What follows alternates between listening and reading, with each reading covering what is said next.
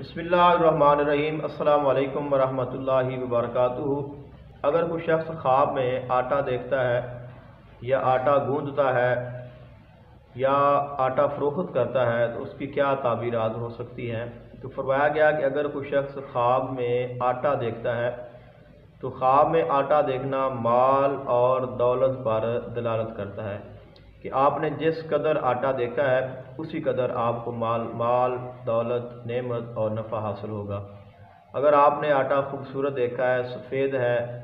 तो फिर आपको हलाल पाक और तय्यब माल मिलेगा। और अगर आपने आटा देखा है कि वो साफ़ नहीं है, सुथरा नहीं है, ख़राब है या उसमें बदबू आ रही है, तो या उसमें मट्टी शामिल है कि या खाने के काबिल नहीं है, तो फिर ये है कि वो आपको माल जो हासिल होगा वो हराम का होगा या उसमें कोई ना कोई ऐसा, यानी कि माल आपको हासिल होगा लेकिन नाजायज़ तरीके से हासिल होगा या हराम हासिल होगा। अगर आप ख्वाब में ये देखते हैं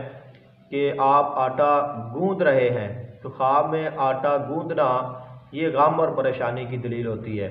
अगर आप ख्वाब में ये देख रहे हैं कि आपने गंदम का आटा देखा है तो ये आपके लिए बहुत फ़ायदा मंद है, ये आपके दीन में और आपके दुनिया में नफ़े पर दलील करता है। अगर आपने ख्वाब में बाजरे का आटा देखा है तो ये आपके लिए माल पर दलालत करता है लेकिन कम माल पर इसकी ताबीर होती है। अगर आपने ख्वाब में ये देखा कि आप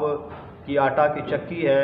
आप लोगों को आटा पीस कर दे रहे हैं, तो इसका मतलब ये है कि आप कोई ऐसा काम करेंगे जिस काम की वजह से लोगों को नफ़ा हासिल होगा। अगर आप ये देखते हैं कि आप आटा अल्लाह ताला की रज़ा के लिए लोगों में बांट रहे हैं, लोगों को दे रहे हैं अल्लाह ताला के रास्ते में बग़ैर पैसों के, तो इसका मतलब ये है कि आप कोई ऐसा काम करेंगे जिस काम के साथ लोगों को फ़ायदा हासिल होगा या आपसे कोई ऐसा नेक काम होगा जो आपके लिए दुनिया में भी आपको फ़ायदा देगा और वो आखिरत में भी आपके लिए फ़ायदा मंद होगा। अगर आप ख्वाब में ये देखते हैं कि आप ख्वाब में आटा बेच रहे हैं तो चूँकि ख्वाब की ताबीर एक माल है और दूसरा जो ख्वाब की ताबीर होती है वो दीन होता है, यानी कि दीन भी होता है और इस पर दुनिया भी होती है। तो अगर आप ख्वाब में आटा फरोख्त कर रहे हैं, आटा बेच रहे हैं, तो इसका मतलब ये है कि आप कोई ऐसा काम करेंगे कि जिसके साथ आपके ईमान को नुकसान पहुँचेगा, आपके दीन में कमी आएगी, या मुमकिन है